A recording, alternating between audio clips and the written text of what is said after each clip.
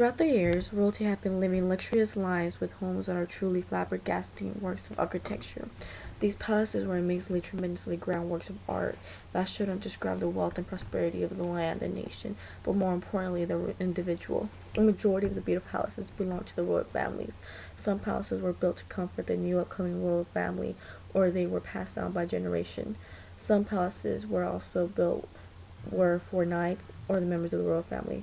But unlike knights and members of the royal family, kings and queens owned more than just one palace. One huge example of passing down a royal palace and being built and bought to fulfill the interests of the royal family is the Buckingham Palace. The palace is located in the city of Westminster. Palace was first called the Groin House. Later on, the palace was changed into Buckingham House when the Duke of Buckingham, John Sheffield, inherited the palace. The Duke of Buckingham built the main part of the palace that was originally built as a private townhouse in 1703. Eventually, the Buckingham House was purchased by King George III in 1761. The palace was purchased from the heir of the Buckingham after the Duke became a widower. King George III bought the Buckingham Palace for his queen, Charlotte. After the purchase of the house was given a new name called the Queen's House. The house became the second royal residence.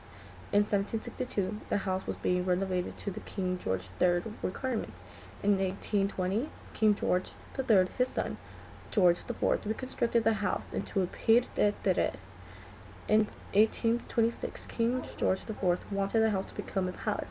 He got the Parliament to agree to make the house into a palace, so the house was set to be renovated to make it into a palace.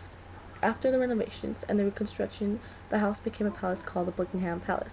In 1847, the north and southwest wings of the Buckingham House was demolished and rebuilt on a larger scale with a triumphal arch.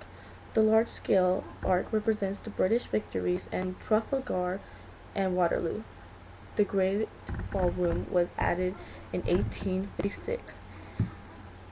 Today, the Buckingham Palace is the home of the British monarchs. Currently, the palace contains 775 rooms. The palace houses those who do today activities of the Queen and the Duke of Edinburgh and their immediate family. The palace is the setting for the state occasions and the royal hospitality. It has been the rally point for the British people at times of national rejoicing or crisis.